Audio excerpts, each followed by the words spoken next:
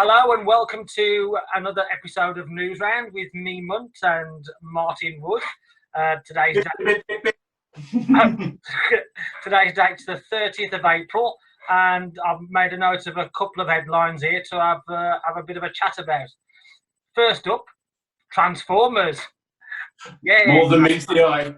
I don't know whether you've heard yet, Martin, but they're working on a new movie. And it's going to oh yes, no. Who's not Bayformers. It's not Bayformers. They're working on a prequel movie to the G1 cartoon, which is going to be set on Cybertron, about the battle beginning between Optimus and Megatron. Now, is this going to be live action or animated? Animated, and the bloke behind it is the guy who did Toy Story 4, and the writers are going to be the writers behind Ant-Man and the Wasp. I can live with that. That's all good. Wasn't Paul Rudd one of the writers on that? Is Paul Rudd writing the Transformers movie? No. But it's the people who were behind the story plot and stuff for Ant-Man and the Wasp. Yeah. Okay, yeah. But I don't know. Yeah, we've got to move forward with the. I can live with that. What's irritated me is they got Bumblebee right. And yeah, they really did. And they've left it too long. I mean, there's just nothing coming forward at all. They could have rebooted the live action and concentrating on that, and it just seems to have gone to the back burner. You say nothing's come forward. That recent thing that was on YouTube of doing the beginning, like about 10 minutes of Bumblebee, but with the actual the animated, the cartoon sort of soundtrack and everything too. It was fantastic. Oh, it was great, but all that. Didn't mean the studio was going to suddenly start making decent movies based on it, mate. But the fact I've got is I love Toy Story 4, and the bloke behind it, he got an Oscar at the last Oscars, so it might turn out all right. Fingers crossed. I just can't wait to hear a Randy Newman soundtrack to a Transformers movie. But the one thing that is going to go, yay, we're going to have no humans in it, which is going to be great because there shouldn't be any humans on Cybertron, so it's going to be animated as well, so that tinges it a little bit. I'd have preferred a live action feel to it as opposed to going back to animated, but there you go. So next thing that's come up, John Wick 4. Tell me more. They pushed it. He's going to push it back. The bloke who's making it, same with everything going on with the coronavirus, and Keanu's commitment to getting the Matrix 4 done, it could be as much as a year going back. And as it happens, they actually haven't got a script for it yet. They haven't actually done it. You know, they're saying we're pushing it back. What they're saying is we haven't done it. They don't need a script. Do a good thing. Fantastic. Yeah, I mean, I've watched the John Wick trilogy recently because it was one of the things I was behind on. Action, brilliant. The rest of it, just shit. I mean, I was like, oh. I'm saving it for franchise wars. Yeah, but for me, it's going to be more of the same. I'll tell you what John Wick feels like to me. It feels like playing a video game, but without a controller in my hand. That's what it feels like when I watch John Wick movies. So I ain't that bothered about not seeing a John Wick 4 for another 2 years, to be honest with you. If it's going to be a video game, though, it's got to be set on easy melon popping mode. Skinny. Another one. I love the first one just for all the headshots constantly. Yeah, I think the first one is the best out of the three, which and a surprise really, because they just wanted to just do action. I just found I think they've done enough job of expanding their universe out. They've got to work on it more, so I don't mind them delaying this as long as it means they're actually going to work on it and not just throw it together, sort of thing. No, it's going to be thrown together. It's been the Keanu Reeves revival again. He's fantastic. Right, third bit of news, which might interest you more than it does me, is to do with Wonder Woman. And 84 has been made, but Patty Jenkins has been talking about where they're going forward. And she's got a plan in her head that the next movie in the Wonder Woman universe isn't going to be Wonder Woman. It's going to be the Amazonians. And there's going to be a movie in between 2 and 3 about the Amazonians. And then she will do 3. I'll be fair. If she's got the idea in her head, I've yet to see the second one, obviously, as no one's seen the second one. But if she's got the idea in her head, she's a good filmmaker. I've been impressed by everything that she's done. I'll tell you, I'd give her a shot on whatever she's going to do there. She's saved the DC EU like straight away and gave them their first decent movie, really. Fantastic. I'll give her a shot. To be honest with you, I'm not a big DC fan, as you know. And what I saw of the Amazonians in Justice League and in the Wonder Woman part, it was probably the best parts of the film, to be honest with you. So I could probably watch a load of women on an island fighting. What I did like in the Justice League thing was the super flexible Amazonians. They're actually curved back along themselves, because that was all Zack stuff, all Zack Snyder. But her thing, I thought I was really, suddenly all the costumes were a little bit higher skirt, lower cut, everything like that. But her ideas, I've really been impressed by, and I think she could do a fantastic movie like that. It could be great. You could have just like Wonder Woman in it as a little, cameo type role, and that's all you'd need.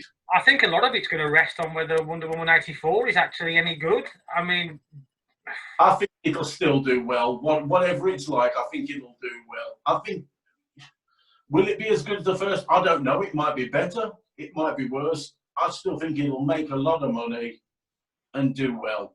You was talking about Wonder Woman. I was just saying that I wasn't that keen on the first one. Anyway, I thought it was a remake of Captain America. I just didn't like it. Yeah, it's good for about 2/3 of the movie, and then the last bit, the last third, really. I mean, Ares was a bad villain, badly CGI'd. The last third of it's pretty poor, full stop. But it was the best DCU movie at that point, definitely, and it was one that sort of launched them again and actually gave people confidence in the project again. Yeah, but to be fair, it was very much taking, hey, Captain America did World War II, let's do this in World War I instead. But for it to be the best DC movie wasn't hard, was it? So no, not at all. So, and I think I've been spoilt by the MCU, and a lot of people go, "Oh, it's all one big story. It's like a TV series." Yeah, I know, and it's pretty great. That's the point of it. I love the latest episode, whatever they put out. I absolutely love that idea. Now, the next story is a bit of a, not so much geeky, it's just the impact on cinema as a whole. Obviously, with the coronavirus, it's impacting everything. Cinemas are shut. And you going to Universal? Universal made the decision to put Trolls on direct on demand. But AMC in America, they've turned around and said, if you're going to do that, we ain't going to show the actual movies that you want to put on demand at the same time. Now, this isn't saying just theatrical. What they're saying is, if we put it on demand and theatrical at the same time, then they're not going to show it at the cinema. AMC are not going to show it. But you're thinking, why have I put that up here? Well, AMC owns Odeon, so Odeon won't be showing any anyway. A lot of people are kicking up a fuss about it, but the reality is, are they really going to put things like James Bond straight to on demand? No. Well, I think most people seem to kick up a fuss because they're thinking, hold on, that means the Fast and the Furious and things like that. But those won't be the movies, I don't think, that go out to this. It'll just be the Trolls thing. Could you have seen the Trolls thing making a fortune at the cinema anyway? Yeah. You know, people with their families and that might go along to it. Parents be dragged along. It's much easier for them to release films like that as video on demand, where they can stay at home. Odeon's the biggest cinema in the UK, so nobody's going to go. Well, nobody goes anyway because it's a rip-off, but even less will go. No, but they make a from the big films, as we know. You know, people will still turn out for the big films. It's harder to get people to a cinema for a small movie, but the big movies, people still turn out in the droves for it, and they make a lot of money at the cinema still. Can they afford to turn their back on that? No, they can't. They've still got to keep cinemas on side. A lot of this is the cinema chains are annoyed, really. It feels like they're thumbing their nose at them. It feels like they're going, you know, well, sod you, we want to look after ourselves. Any partnership is out the window. But it can't be like that. It can't be. They just want to have their cake and eat it.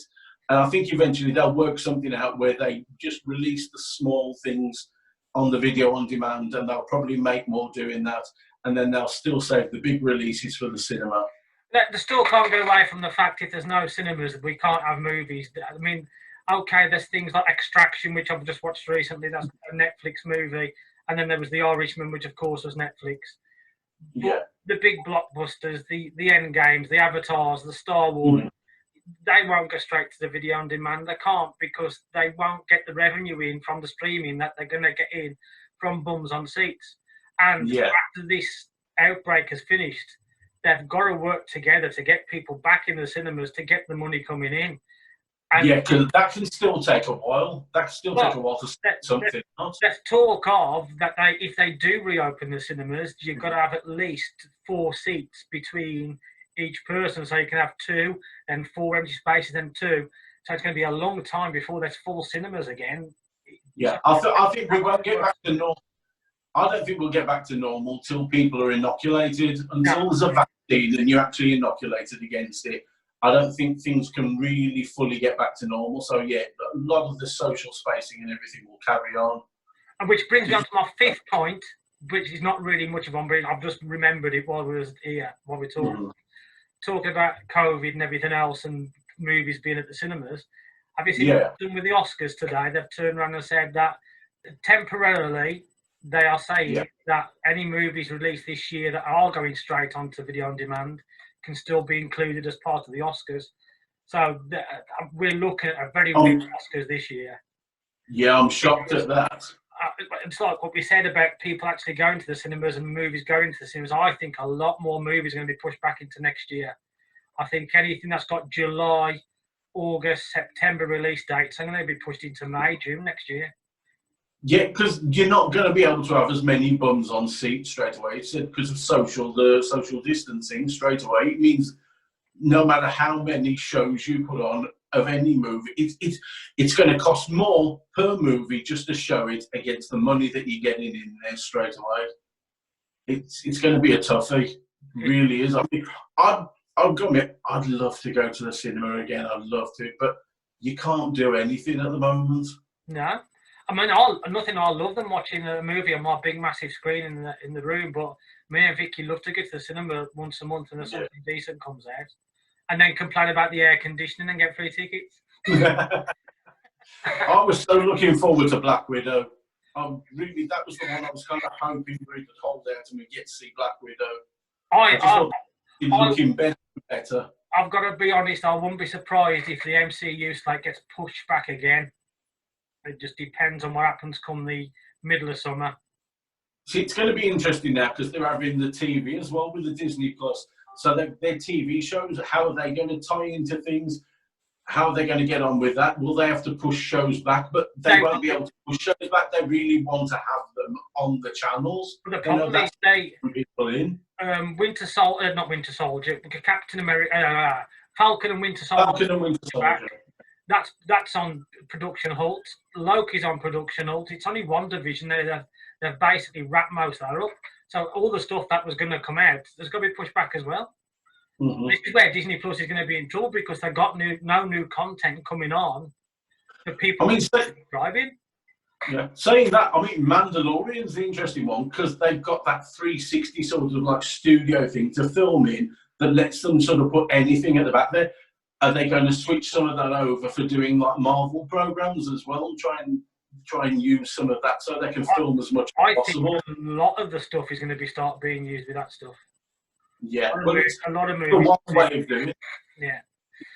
And there we go then, mate. I think that's a bit of a wrap for today's news round. So there you go. Got a bit of news on there. Lovely. Yeah, sorry for a few of the glitches. I'll cut them out like that one.